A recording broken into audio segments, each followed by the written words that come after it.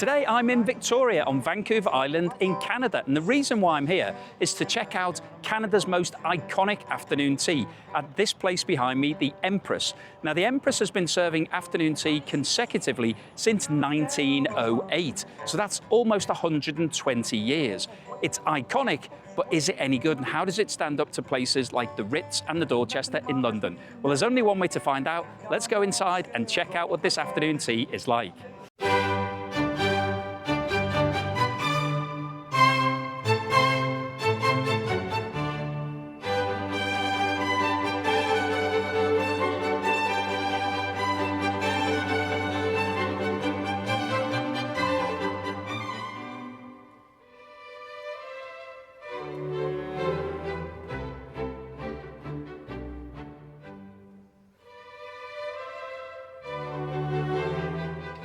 So here I am inside the Empress ballroom itself, where the afternoon tea is served. I have to say, this is a very grand room, really quite impressive. So I'm feeling like this is going to be a really good afternoon tea. And here's the menu, and it's leather bound, so it's a good start. And it says tea at the Empress. Now I won't go through the details, we'll have a look at that when it turns up.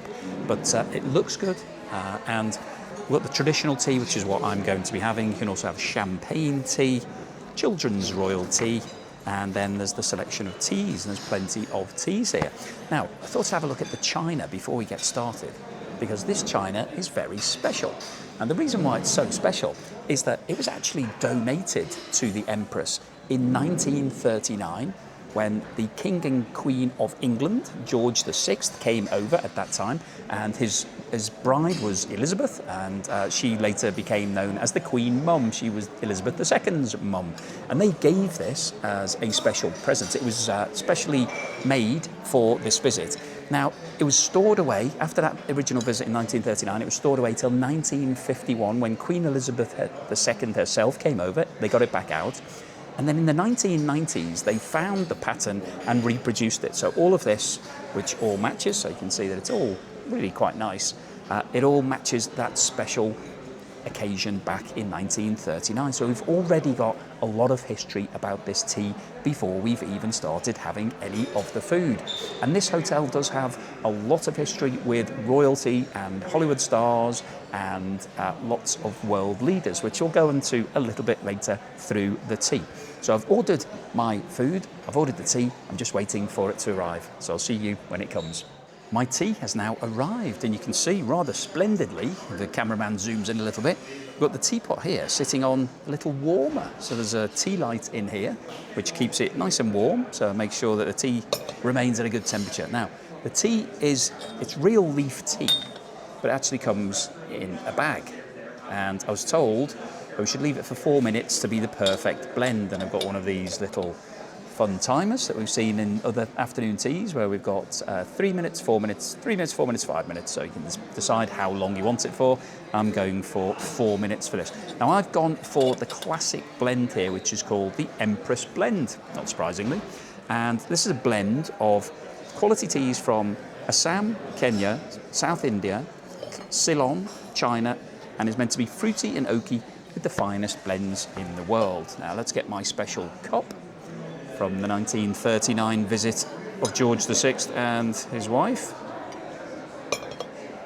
That looks like a perfect sort of colour to me. Let's see what it tastes like.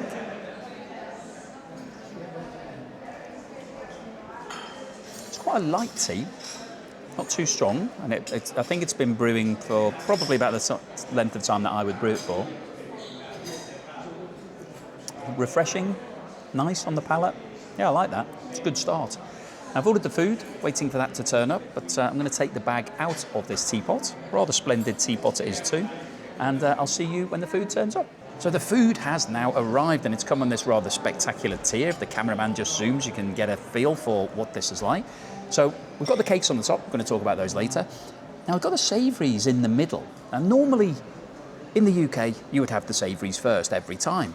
But not here at the Empress. Here, it's suggested that we have the scone first, because it's warm, it's from the oven, and they've said have the scone first, then the savouries, then the cake. Now, I've had the scone last before, but I've never had the scone first. Now, as you know, if you follow the channel, the scones are my favourite part of any afternoon tea, so I'm quite excited. Now, there are two here, but one of them's for the cameraman, so there's just one each, but they are absolutely huge.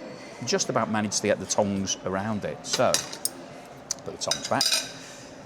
Alongside the scone, we have got clotted cream, some lemon curd, and strawberry jam. So, I like the look of the jams, I like the look of the cream. Let me just move this out of the way a little bit.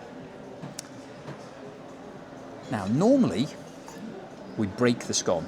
We don't cut it, but I'm not sure whether or not it's going to break well enough. Oh, it's looking good. I'm just about managing. There we go. That's actually a pretty good break. Quite happy with that. Okay. Right, let's get started and see what this is like. So, you can go either way. You can put the jam first, you can put the cream first. For me, I always like to put the jam first, so I'll try the strawberry jam.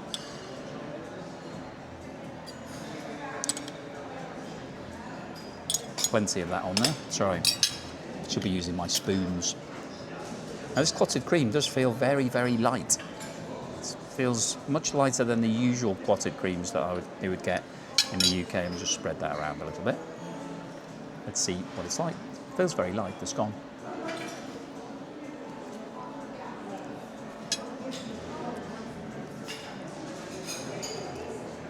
The jam's good. Really got a strong strawberry taste on there. The cream is definitely a bit lighter than standard clotted cream. This is a bit more like whipped cream rather than clotted cream. It's still good, it's nice and cold, it's got a good flavour. The scone,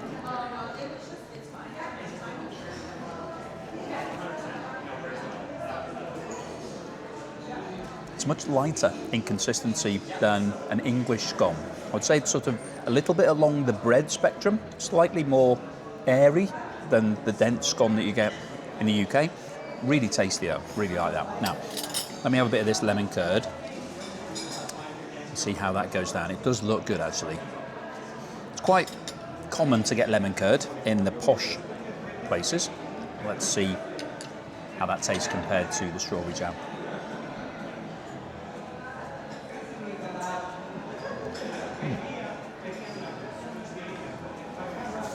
I like that. That's got a really strong lemon punch to it. Good flavour, really powerful. I'd say probably more powerful than the strawberry jam. That's good. I like that. And actually, you only get one scone, but it's so big. I'd say that's probably as much eating as two scones in most places that I've been to. So far, the Empress is doing pretty well. It's unusual to have the scones first, but I'm not complaining because it is my favourite course of all of the different ones. And it's pretty good. I'm enjoying the lemon curd, I'm enjoying the jam. Scone's good, so I'm going to finish this. Cameraman's going to have theirs, and I will see you in a moment for the sandwiches. Never said that before.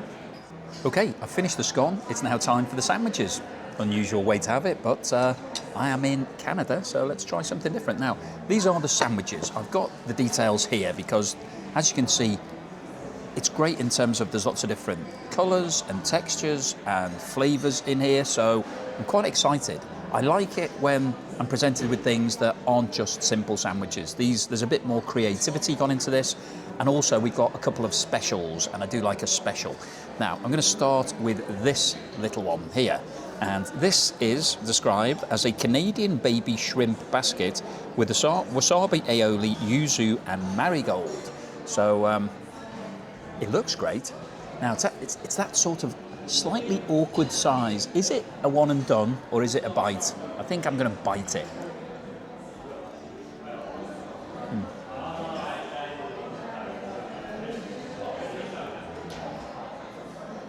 Well, that is really tasty. That's really nice. Now, as you know, I'm not a huge fan of things that are too fishy. That absolutely isn't. It tastes delicious. Got a really good flavour combination. Prawns are really fresh. Oh, that's really nice. And the pastry is really light. Great start. Really like that.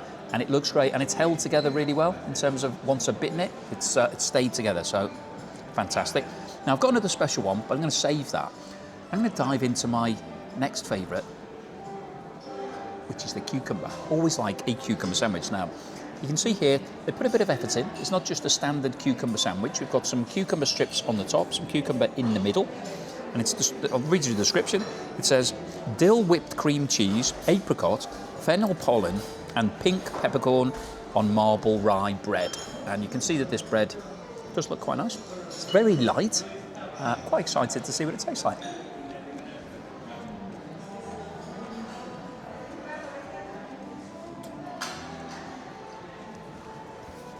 It's crunchy, it's light, it's got a good balance between cucumber and cream cheese.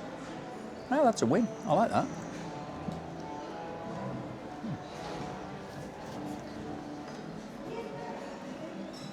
That's 2 out of 2 so far. They're doing really well. The next one I'm going to go for is the coronation chicken. So let me just read the description. You can see here it's got a huge amount of filling in there. So the filling to bread ratio, it's pretty much equal, you know, the same width each. Coronation chicken, it says roasted farmhouse chicken, curry infused sweet onions and on brioche. So it feels very light. Let's see what it tastes like.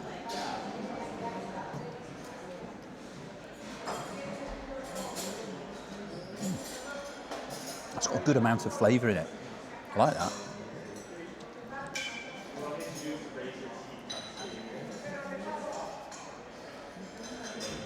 Quite a subtle curry flavour, not overpowering. You can taste the chicken, really nice quality. Yeah, another good sandwich. Now, next one I'm going to go for is the little special one. Now, this is double salmon. So, the description, it's called a salmon barquette. It says local sockeye, olive, citrus smoked creme fraiche and caper berries. Now, it's got rolled up smoked salmon on one side, and then this looks like a salmon paste on the other side, so not sure which end to go from. I'll try this end.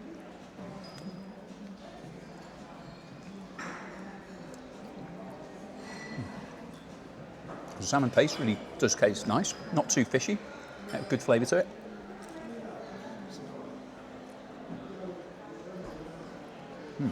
Smoked salmon, also really nice. And it's on a sort of black base. Well, quite nice. Probably my least favourite out of the ones I've had so far, but not bad. And the final one I'm going to go for, which I'm looking forward to, is roast beef strip loin. So this says arugula, horseradish, aioli, pickled onion and carrot. And this is on grain bread. So once again, good ratio of filling to bread here.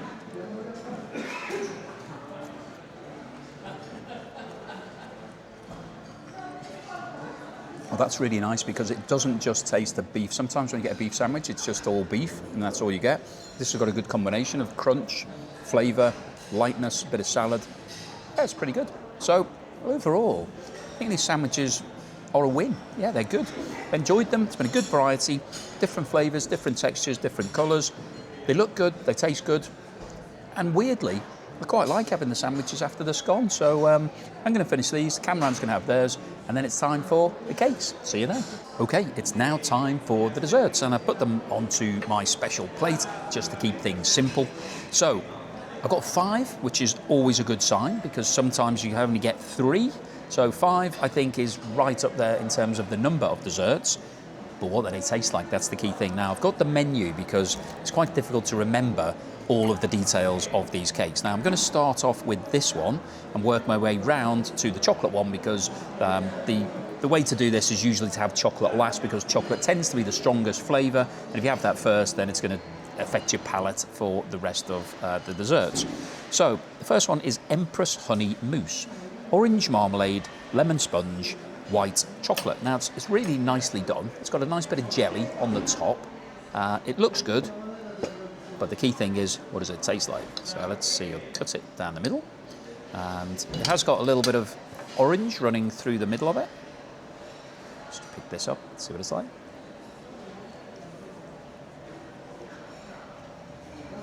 Well, it's extremely light. Basically just dissolves in your mouth. What does it taste like? Yeah, it does taste like a cross between very delicate honey and orange. It's almost not there, the mousse. It's quite nice. It's a bit light. I'm glad I've got 4 others. I don't think that would fill you up. A bit more tea just to cleanse the palate. Now, this one looks good. This is a summer macaron, strawberry, rhubarb, buttercream. That's the description. Let's see what it tastes like.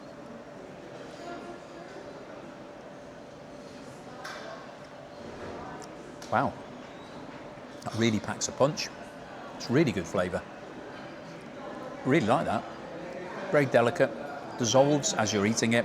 Got quite a strong strawberry flavour to it. That's good. So far, that's the best out of the two. Now this one is actually, the description is Le Grand Classic Hazelnut Praline Profiterole. It's actually got Empress written in chocolate on the top. So quite a nice little touch. I'm gonna have to bite this one. It's gonna be too difficult to cut that.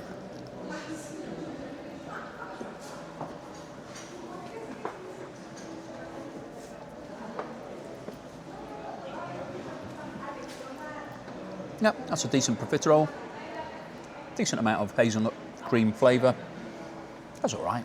Nothing special. The Empress bit on the top is quite a nice touch, but as a dessert, I haven't had anything that's really blown me away so far, but I'm hoping it's going to be this one. Raspberry and Rose Empress Cake. So raspberry cream cheese mousse, pistachio. Let's see. That's going to be difficult to cut. It looks like it's got white chocolate, which is red around the outside. Usually quite tricky to cut these, but let's see if I can crack through it. There we go, it's not too bad. You can see inside it's got a real bit of matte raspberry in the centre, so that's looking good. Let's see what it tastes like.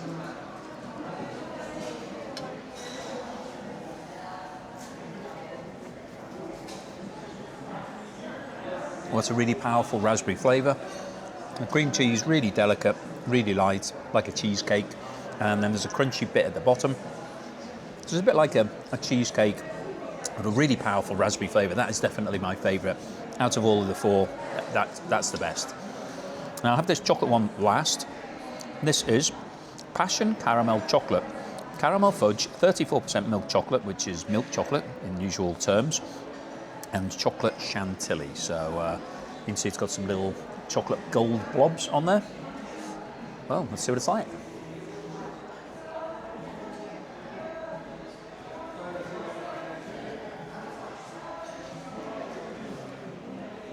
That's really nice because rather than just being all chocolate, it's quite often with these desserts it is just a chocolate ganache. The passion fruit really lifts it, gives it a sort of really lighter, more fruity flavour. That's a close second to the one that I've just had. So overall, 5 desserts. These two I think were excellent. The others were okay, not bad. But overall, I think it's been pretty decent tea. So I'm going to finish this. Cameron's going to have theirs. I'll have a bit more of my tea. And I'll see you in a moment for the bill, the wrap-up and the score. So here I am at the end of the meal and I've now got the bill. So we'll talk about the bill first, then we'll talk about everything and I'll give you my score. So the price of this afternoon tea here is 114 Canadian dollars. Plus, we gave a 20% service tip on top. So it's coming in around about 140 Canadian dollars, which when I compare that to the teas in London, that's at the lower end. That's probably somewhere in the region of £65 before the service charge. So that's a lot cheaper than you'd pay at places like the Ritz and the Dorchester, which are now coming in around about £95. But how did it compare? Well, on the plus side, the food was really good. Very unusually, we started with the scone. Now, that's the first time that I've done that in any of the teas. It was 1 scone per person, but it was a big scone, and it was nice. Not quite the same as an English scone, so it was a bit lighter, wasn't quite as solid. A bit more towards the bread end of a scone, but still good. But the jam and the lemon curd were excellent. The cream was slightly different as well. It was more of a whipped cream rather than a clotted cream, in my opinion. But overall, it was really good still. So I enjoyed starting with the scone. Quite a different type of thought process. Then went into the sandwiches. Now, what I liked about the sandwiches, they're really varied. A lot of effort had gone into them. Great presentation, nice different flavours, good textures. They were overall pretty good set of savoury delights there. So I like them. And then the cakes. Now, there were 5 cakes, which is a big positive. That's great. 3 of them I thought were okay. They weren't brilliant. They were decent, but they weren't amazing. 2 of them were really good. And I think 2 out of 5, that's probably that's not a bad ratio. So what about the tea? Now, the tea is one of my complaints about this tea because although they've got a lot of teas on the menu, maybe 20, 25 teas, you're only allowed 1. So you get this warmer and your teapot, but you can only have 1 tea for the whole of your meal, which is a big downside, because at most afternoon teas these days, you can have as many teas as you like. I've had 5 or 6 teas, different teas at some of the teas that I've been to, and they offer you coffee and hot chocolate. So I think that's a big downside here. They could definitely offer you more. Most people probably wouldn't take multiple teas or more than 2, but they could definitely sharpen up on that. And the other downside is that you don't get any refills. So at a lot of the premium afternoon teas in London, you can refill certainly the sandwiches, usually the scones, and in some situations you can refill the cakes as well. So I've been to some teas where I've basically refilled everything, put it in a box, taken it home and given it to somebody at home, and they've had a whole full afternoon tea as well as the tea that I'd had. So that represents great service, great value. You don't get that here. So we weren't offered any extras. I did ask, they said we don't do that.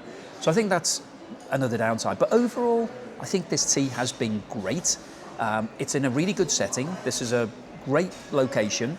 It's got great history. And I mentioned earlier on that a lot of famous people have actually stayed here and eaten here. So I'll give you a few examples. So I mentioned that the original Queen Mother, she came here back in 1939, as did Queen Elizabeth II.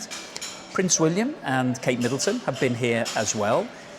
In terms of famous people, well, Winston Churchill came here during World War II and the Prohibition times, and interestingly, he was apparently served some gin in one of these teapots. So to get around all the Prohibition rules, he had a little bit of cheeky gin that was disguised as tea.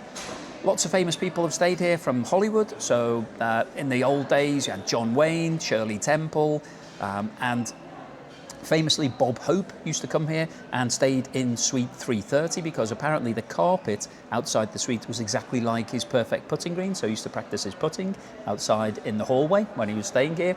So lots of famous people have been here, and I can see why. It is a great place. It's a great location, overlooks the waterfront. It's a nice setting for afternoon tea. It's dedicated to afternoon tea. You have it all day here. So I've come to a later sitting, but earlier it comes from, I think, 12 o'clock through to 7 o'clock. I like that. I like the fact that it's dedicated. So there's a lot of really big positive here, really good history. The food was great. Just a couple of minor annoyances from my point of view in terms of the tea and the refills. But other than that, this is a great tea. I can't say whether it's the best in Canada because I've only been to one, so I can't really give you my opinion, but I can compare it to London. I think it's decent. It's up there. It's not in the same bracket as the Ritz or the Dorchester or those sort of places, just not quite. What's my score for today? Well, given the price, which I think is not too bad compared to some of the teas I've been to, and the quality of the food, I'm going to give this a very solid 9 out of 10. So if you're in the area, if you're coming to Vancouver Island, which I would recommend, it's a great place, lots of great walking and sights to see, and it's just a really peaceful place to come to. If you're coming, then make some time in your diary to come to the Empress, have afternoon tea. It is a little bit of a treat. It's a throwback to 100 years or more ago, and it's a bit of fun. And you can have a nice bit of tea. So that's my overall assessment of the afternoon tea here at the Empress. Hopefully you've enjoyed it. If you did, then please give me a thumbs up.